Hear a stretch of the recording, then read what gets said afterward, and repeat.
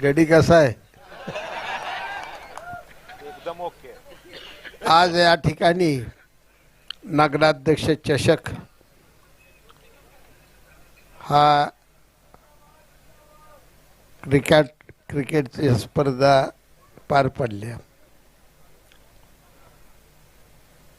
मी हा शेवटचा तुमचा सामना अतिशय प्रत्येक बॉल मन लावून बघितला.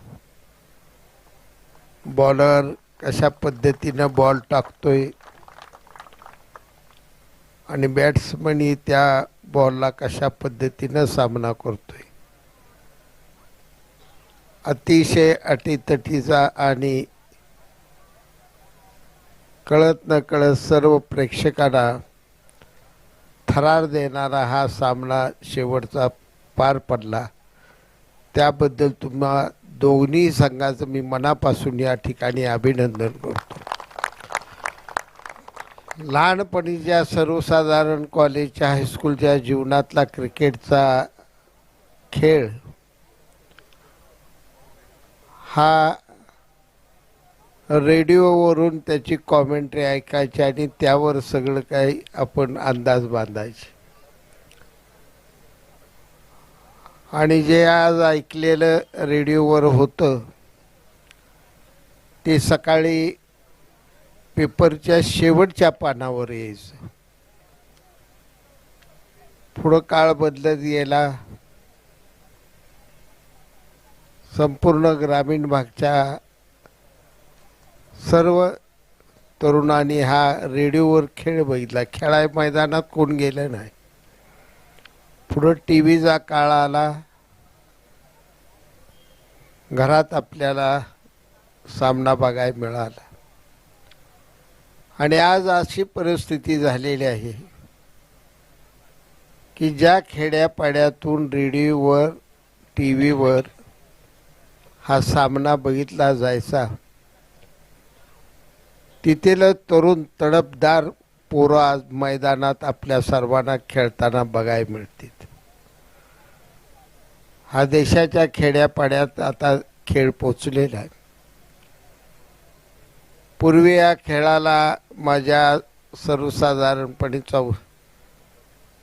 71, 72, 74 ह्या काळात हा इंग्लंडचा खेळ समजला जायचा. पण बघत न कळत भारत देशाने ह्यात एवढी एक दबदबा निर्माण केला, एवढी जरब निर्माण केली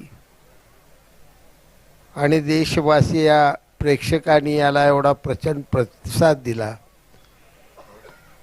की आता हा खेळ मूळचा भारताचा का इंग्लंडचा हेच कळणं अवघड झालेलं आहे. एवढा यात भारत देशात पुढे गेलेला आहे. अनेक तरुणांनी या ठिकाणी चांगला खेळ केला. मी आनंदभाऊ मानेंना आणि त्यांच्या सर्व सहकाऱ्यांना विनंती करेन की जी 10, 11, 12, 13 वर्षाची मुलं आहेत त्या मुलांना तुम्ही प्रशिक्षण देण्याचं थोडंसं काम करा. कारण त्या वयात ती पोरगं एकदा तयार होत गेलं टप्प्यानं तर 16व्या वर्षी ती कुठंतरी वेगळा चमत्कार घडवून आणेल. हा खेळ जगातला फुटबॉल नंतर सर्वात कमर्शियल खेळ झालेला आहे. फुटबॉल त्यानंतर प्रचंड पैशाचा खेळ हा क्रिकेट झाला आणि तिसरा खेळ हा लॉन टेनिस आहे. पण लॉन टेनिस या खेळात ठराविक खेळाडूंनाच त्याचा लाभ होतो. परंतु क्रिकेट या खेळातून मग ती रणजी ट्रॉफी असो, इराणी ट्रॉफी असो, कसोटी असो, वन डे असो, 2020 असो, IPL असो, सर्व व्यापक असा हा खेळ झालेला आहे. आणि म्हणून माझ्या तुम्हा सगळ्यांना शुभेच्छा राहतील. कोणती गोष्ट जिद्दीनं तुम्ही पुढे गेला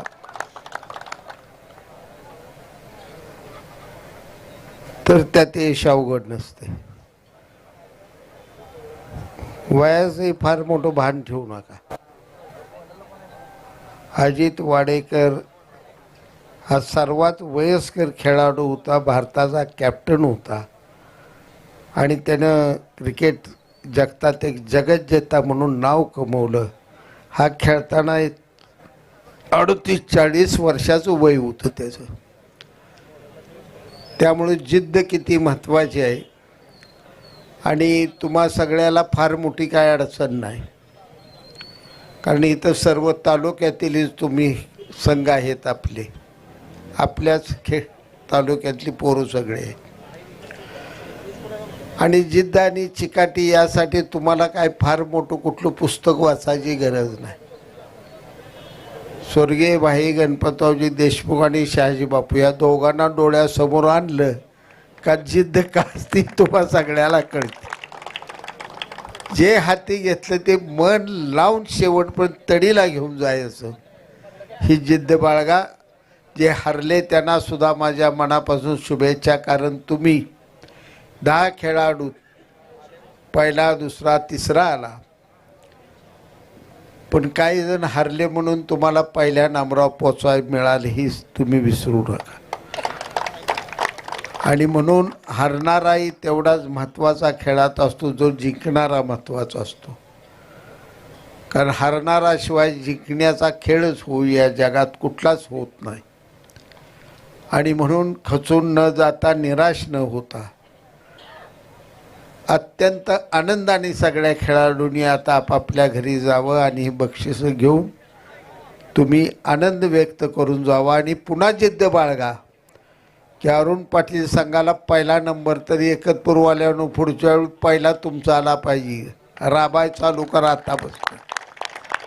ही मनात जिद्द पाहिजे की ह्यांना पुढच्या वेळी हरवणार म्हणजे हरवणार असं जरा ठरवा, तर ते मेळ लागत असतो. नाहीतर आता हरलो काय आपलं दिली बॅट फेकून का विषय मिटला तुमचा. जास्त काय बोलत नाही. पुन्हा एकदा हे संयोजकांना मनापासून धन्यवाद देतो. ही परंपरा यात गावात आपल्या तालुक्यात आनंदभावनी सुरू केली होती. माझ्या आमदारकीच्या काळात ही आमदार चषक हा ठेवला होता. त्यापूर्वी मी पराभूत असताना आणि घरी बसलो असतानाही आनंदभाऊंनी माझ्या नावानं ह्या स्पर्धा भरवलेल्या होत्या. आणि आनंदभावना थोडं आणि त्यांच्या सगळ्या मित्रपरिवारांना क्रिकेट या खेळाविषयी एक आकर्षण आहे. म्हणून आनंदभाऊ माने आणि त्यांच्या सर्व सहकार्यांनी या स्पर्धा कायमस्वरूपी अशा भरवाव्या अशा शुभेच्छा देतो. पुन्हा एकदा तुम्हा सगळ्यांना इथं आला, खेळला, बघणारा नाही उर्मी आली. तुम्ही खेळत असताना कुठलं तरी लहान पोरगं मनातल्या मनात म्हणत होतं की ह्याच्यापेक्षा मी चांगली बॉलिंग मग टाकीन. षटकार ज्यानं मारला त्याला ती बारकं म्हणत असेल तू काय मारतोय बघ मी पुढं कसा मारतो. ही तुम्ही प्रेरणा ह्या सगळ्या बघणाऱ्यांना दिल्याबद्दल धन्यवाद. जय हिंद, जय महाराष्ट्र. आपण सांगोला पॉलिटिक्स हे यूट्यूब चॅनल जर पहिल्यांदा पाहत असाल तर नक्की सबस्क्राईब करा आणि तालुक्यातील प्रत्येक बातम्या, ताज्या घडामोडी काही क्षणात जाणून घ्या.